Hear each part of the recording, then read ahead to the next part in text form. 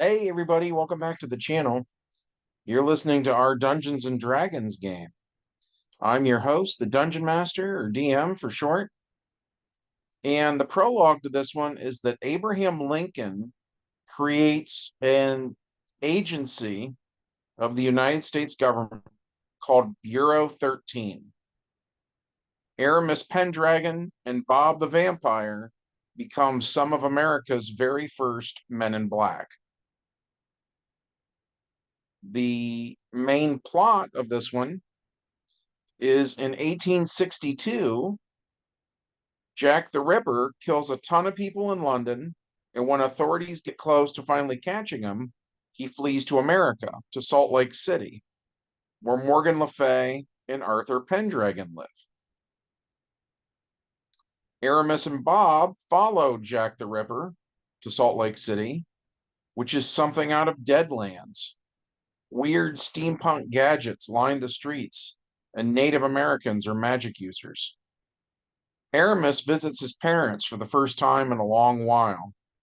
At this point in our timeline, Arthur has retired from adventuring and urges Aramis to do likewise. He doesn't want to see Aramis get hurt. Aramis says he doesn't want to see innocent bystanders get hurt by Jack the Ripper. Arthur doesn't want that either and offers to help out, but Aramis says he's got this.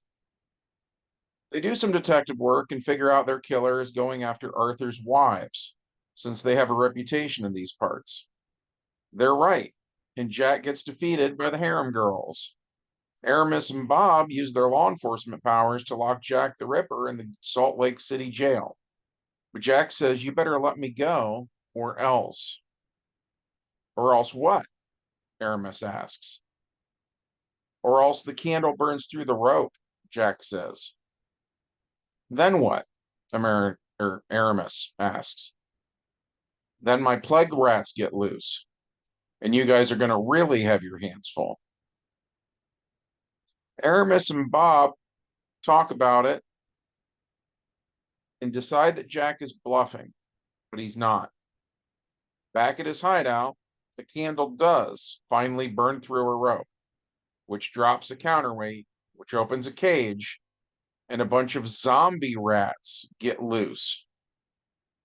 They start biting people around town. Aramis and his dad are walking down the main street. His dad is showing Aramis the electric lights and such, very rare for this era.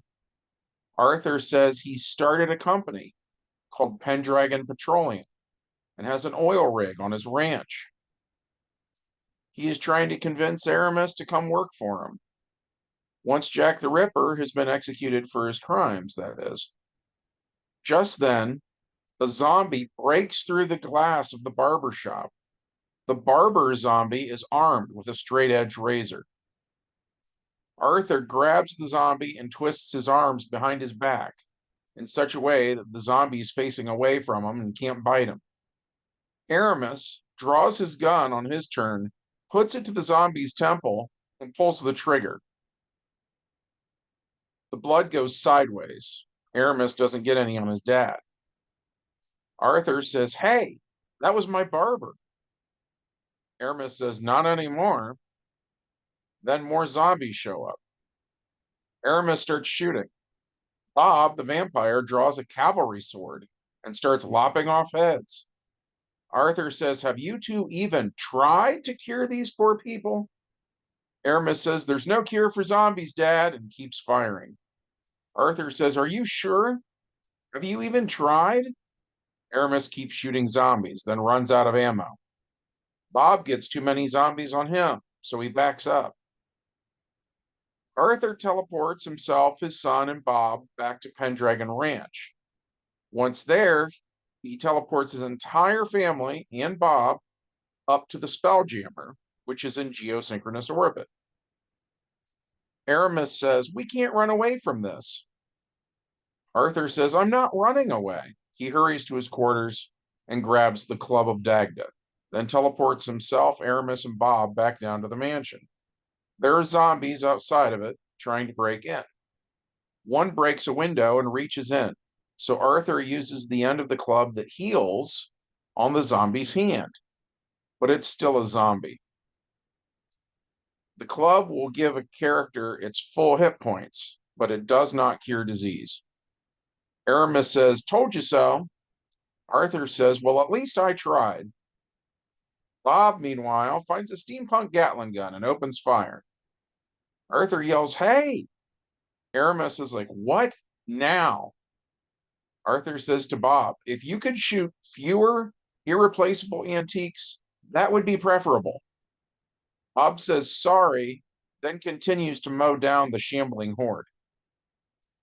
Gatling guns go through ammo pretty fast, so before you know it, it's out. But at least now there's a path. Arthur, Aramis, and Bob discuss the situation and can't figure out how to keep the zombies from infecting the rest of the world. Then Arthur gets an idea.